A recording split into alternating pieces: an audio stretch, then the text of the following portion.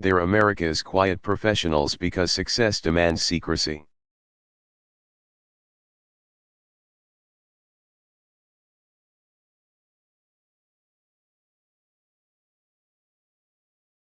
But I will say this.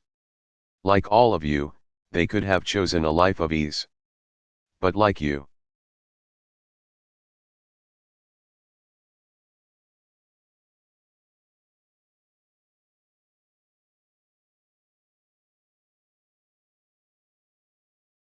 they volunteered. They chose to serve in a time of war, knowing they could be sent into harm's way.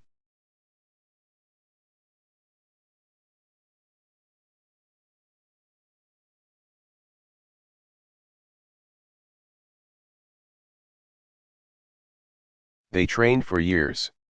They're battle-hardened. They practiced tirelessly for this mission.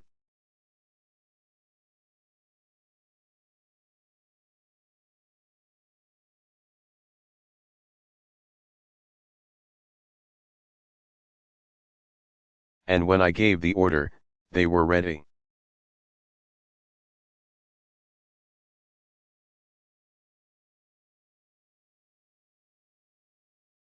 Now, in recent days, the whole world has learned just how ready they were.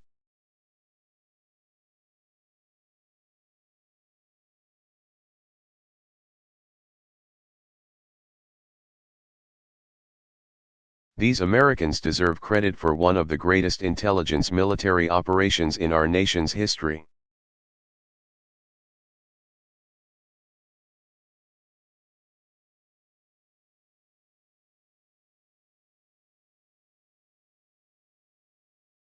But so does every person who wears America's uniform, the finest military the world has ever known.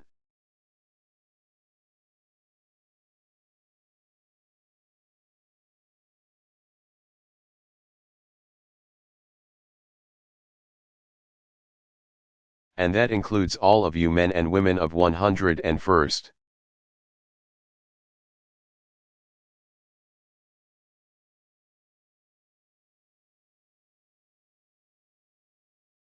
You have been on the front lines of this fight for nearly 10 years.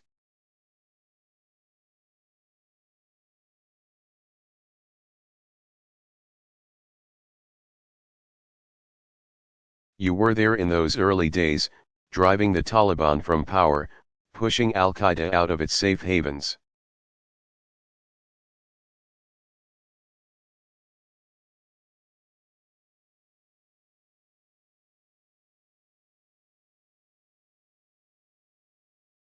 Over time, as the insurgency grew, you went back for, in some cases, a second time, a third time, a fourth time.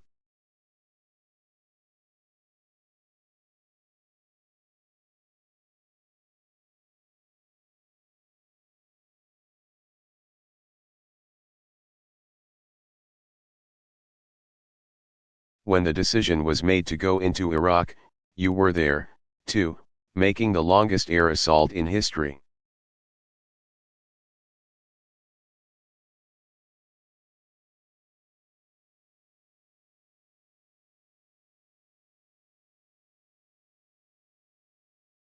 Defeating a vicious insurgency, ultimately giving Iraqis the chance to secure their democracy.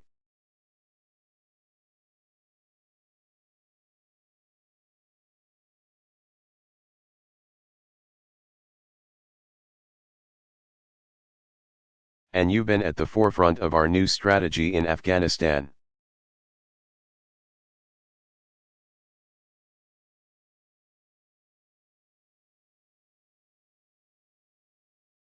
Sending more of you into harm's way is the toughest decision that I've made as Commander-in-Chief.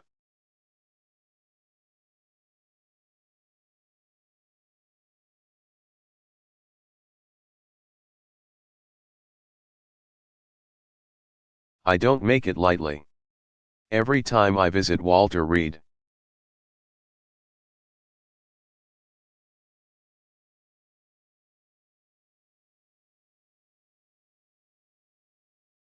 every time I visit Bethesda, I'm reminded of the wages of war.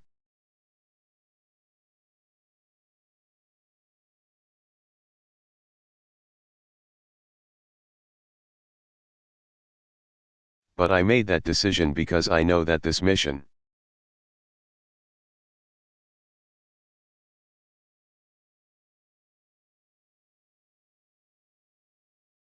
was vital to the security of the nation that we all love.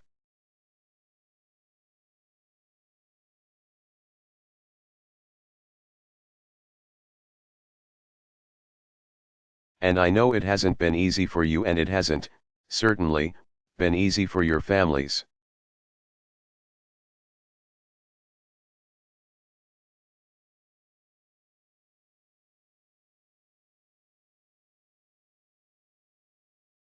Since 9/11, no base has deployed more often, and few bases have sacrificed more than you.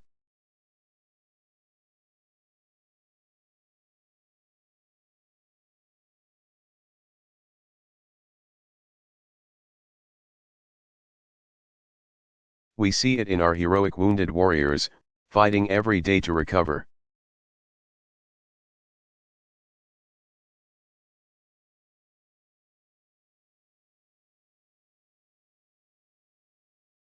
And who deserve the absolute best care in the world.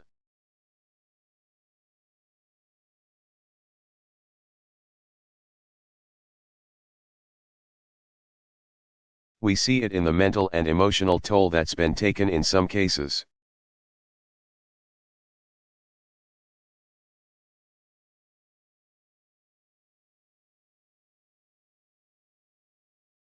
Some good people, good soldiers who've taken their own lives.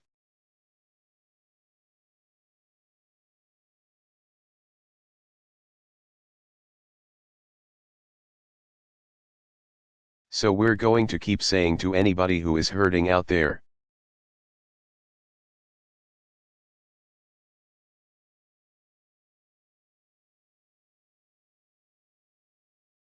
don't give up. You're not alone. Your country needs you. We're here for you to keep you strong.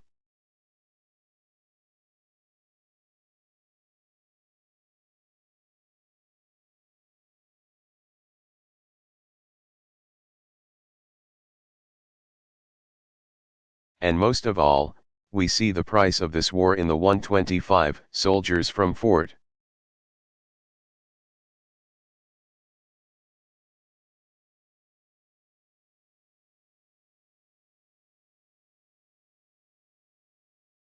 Campbell who've made the ultimate sacrifice during this deployment to Afghanistan.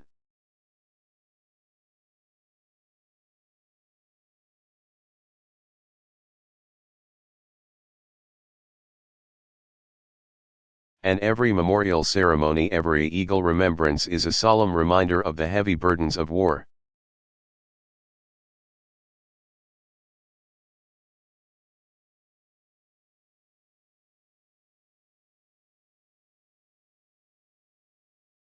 But also the values of loyalty and duty and honor that have defined your lives.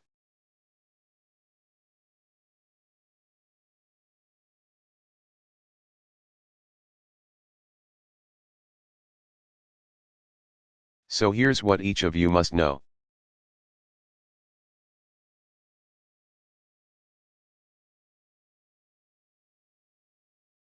Because of your service, because of your sacrifices, we're making progress in Afghanistan.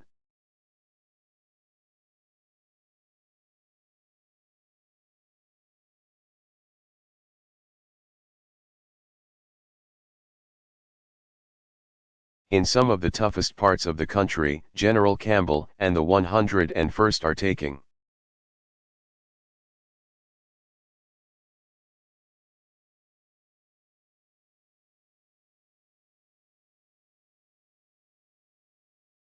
Insurgents and their leaders off the battlefield and helping Afghans reclaim their communities.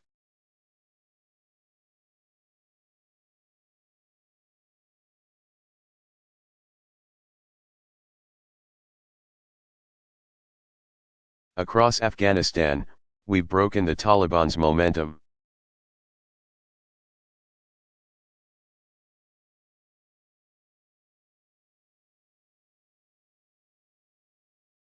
In key regions, we've seized the momentum, pushing them out of their strongholds.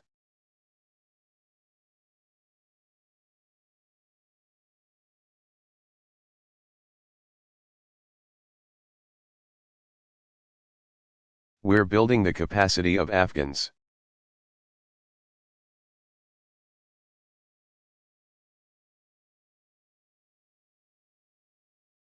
Partnering with communities and police and security forces, which are growing stronger.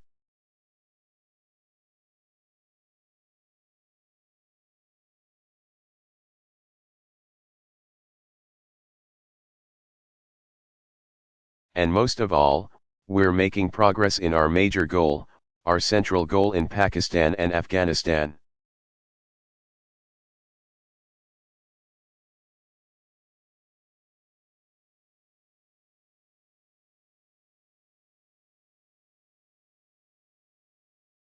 And that is disrupting and dismantling, and we are going to ultimately defeat Al-Qaeda.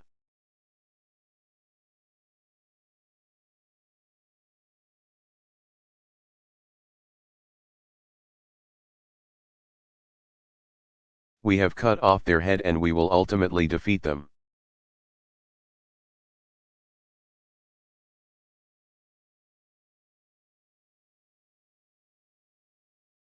Even before this week's operation, we put Al-Qaeda's leadership under.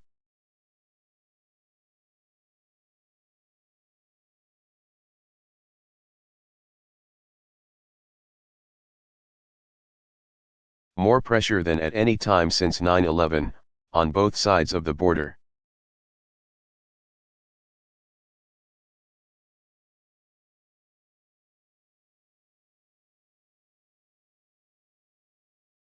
So the bottom line is this: our strategy is working.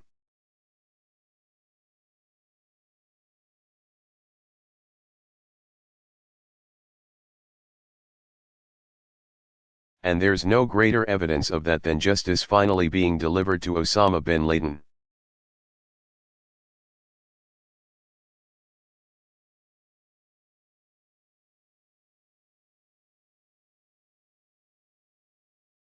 But I don't want to fool you.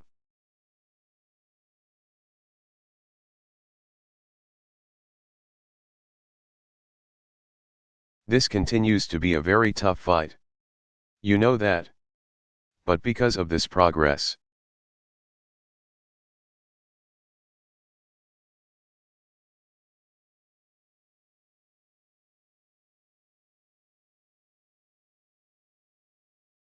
we're moving into a new phase.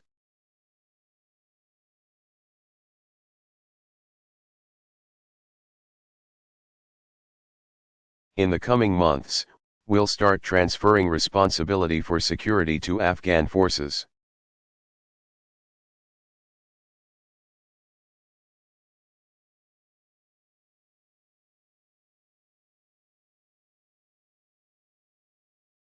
Starting this summer, we'll begin reducing American forces.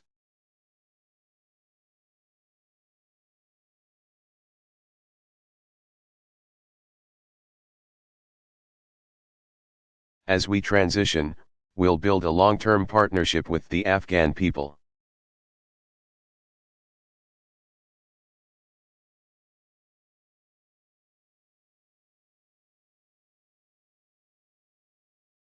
So that Al-Qaeda can never again threaten America from that country.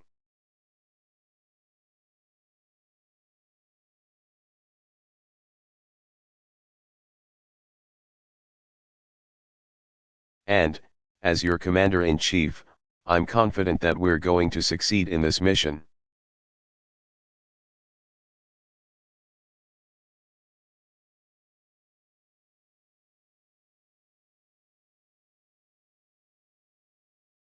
The reason I'm confident is because in you I see the strength of America's military.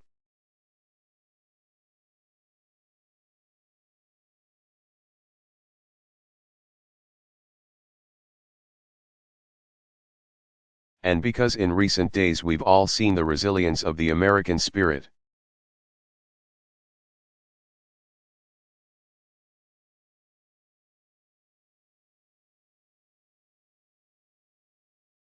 Now, this week I received a letter from a girl in New Jersey named Peyton Wall.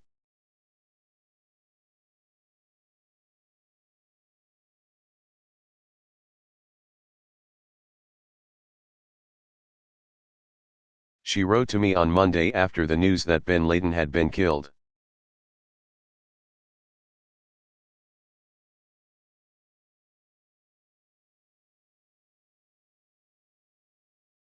And she explained how she still remembers that September morning almost 10 years ago.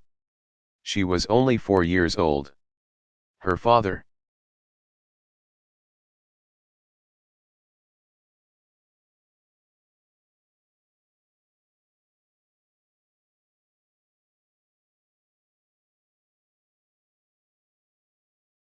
Glenn, was trapped inside the World Trade Center.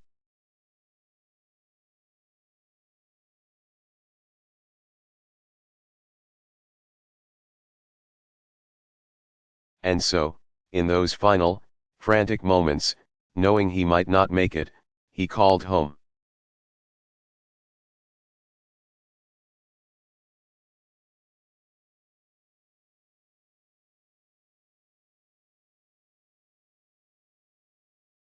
And Peyton remembers watching her mom sobbing as she spoke to her husband and then passed the phone to Peyton.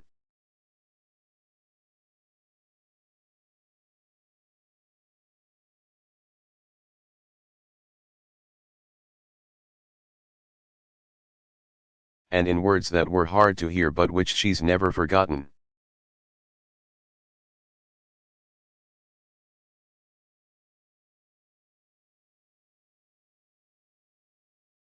He said to her, "I love you, Peyton, and I will always be watching over you."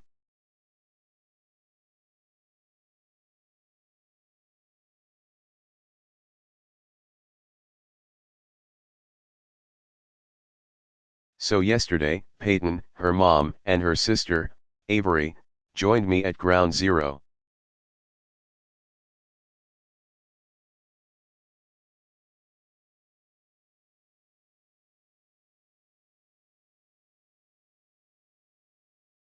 And now Peyton is 14.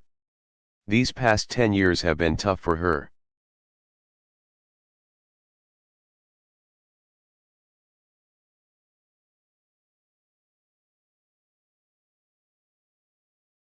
In her letter, she said, "Ever since my father died, I lost a part of me that can never be replaced."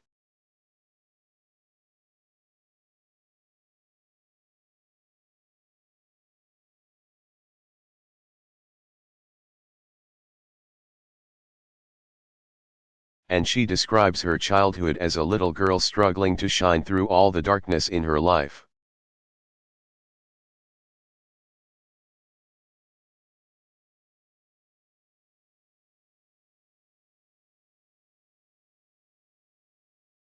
But every year, more and more, Peyton is shining through.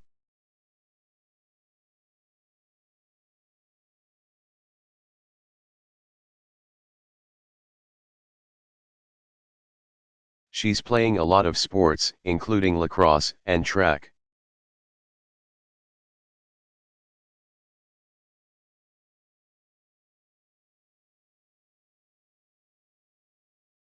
Just like her dad. She's doing well in school. She's mentoring younger students. She's looking ahead to high school in the fall.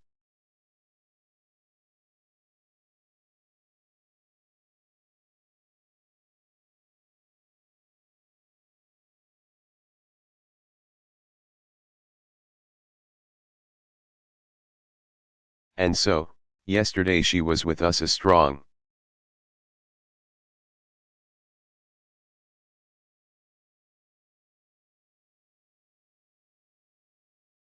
confident young woman honoring her father's memory, even as she set her sights on the future.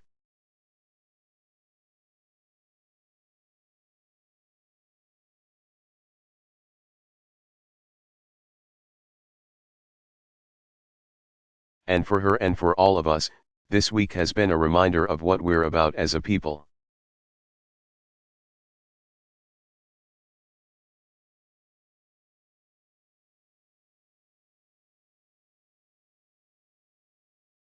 It's easy to forget sometimes, especially in times of hardship, times of uncertainty.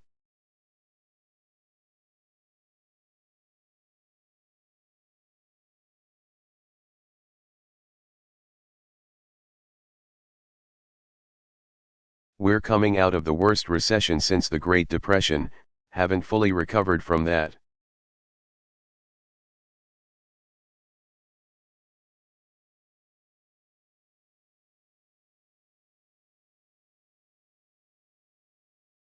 We've made enormous sacrifices in 2 wars.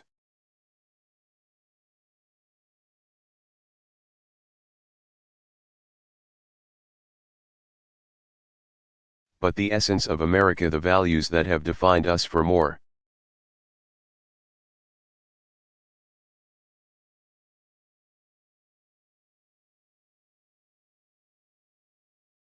than 200 years, they don't just endure, they are stronger than ever.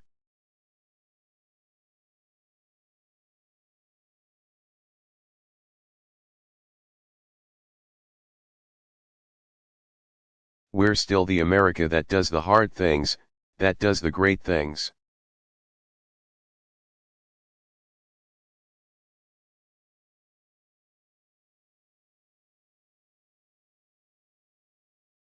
We're the nation that always dared to dream.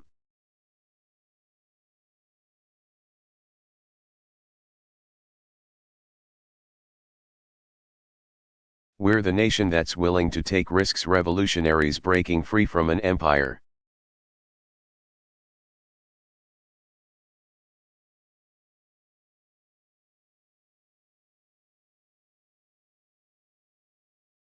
Pioneers heading west to settle new frontiers.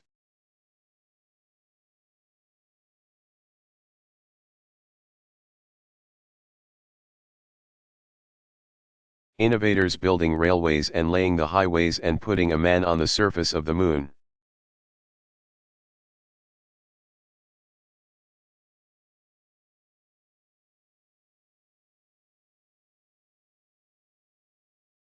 We are the nation and you're the division that parachuted behind enemy lines on D-Day.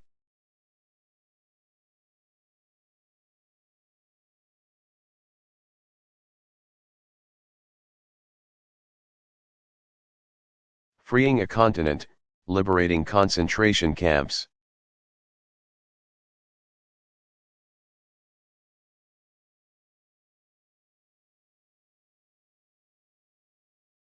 We're the nation that, all those years ago, sent your division to a high school in Arkansas.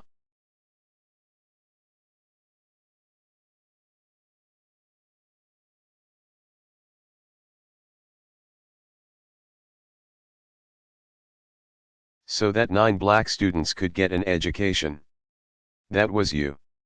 Because we believed that all men are created equal.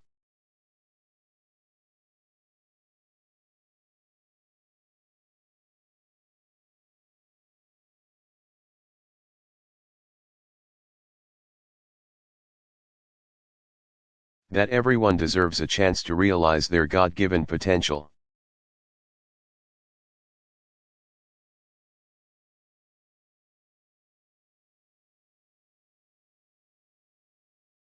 We're the nation that has faced tough times before, tougher times than these.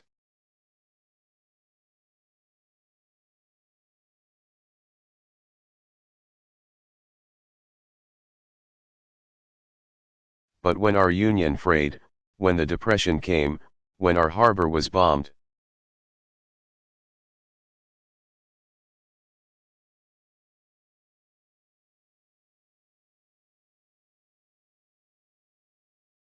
when our country was attacked on that September day, when disaster strikes like that tornado that just ripped through this region.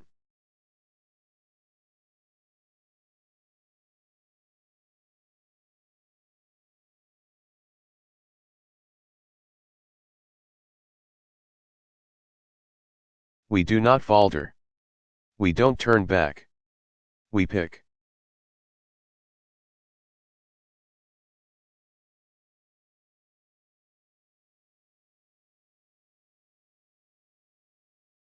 Ourselves up and we get on with the hard task of keeping our country strong and safe.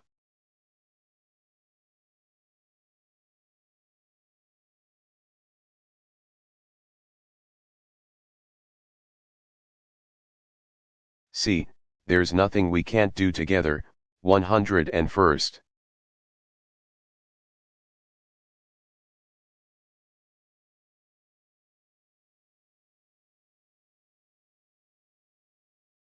when we remember who we are, at that is the United States of America.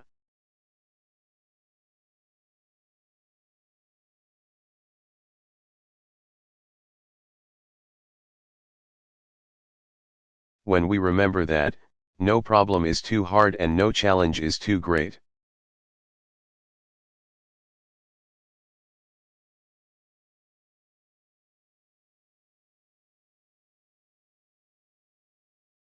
And that is why I am so confident that, with your brave service, America's greatest days are still to come.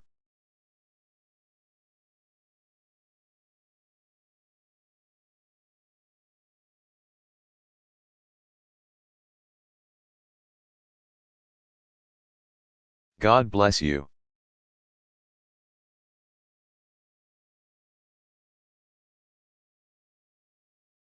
Barack Obama.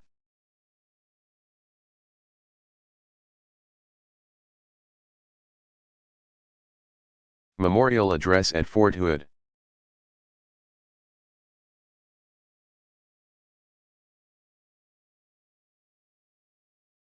Delivered November 10, 2009, Fort Hood, Texas.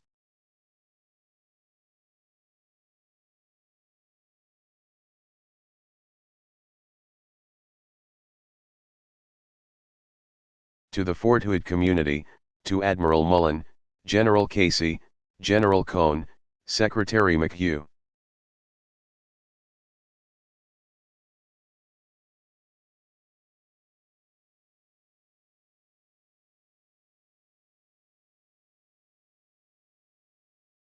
Secretary Gates, most importantly, to family, friends, and members of our armed forces.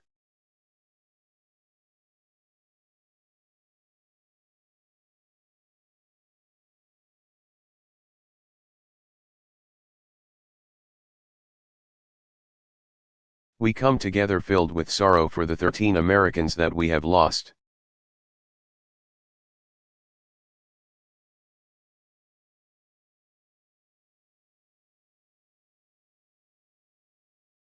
With gratitude for the lives that they led, and with a determination to honor them through the work we carry on.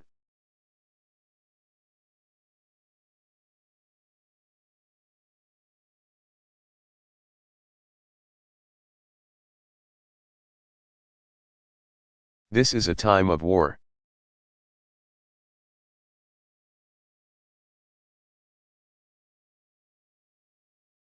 Yet these Americans did not die on a foreign field of battle.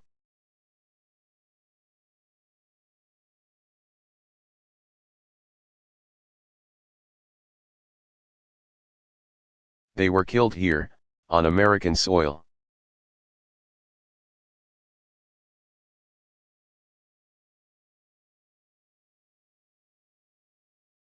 In the heart of this great state and the heart of this great American community.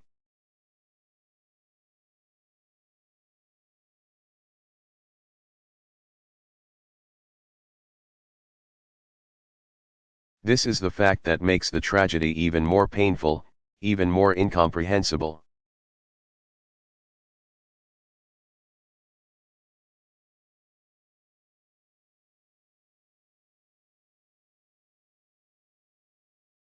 For those families who have lost a loved one, no words can fill the void that's been left.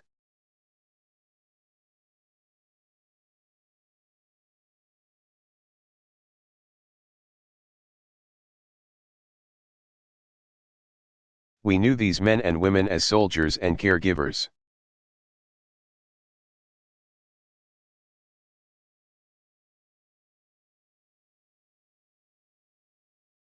You knew them as mothers and fathers, sons and daughters, sisters and brothers.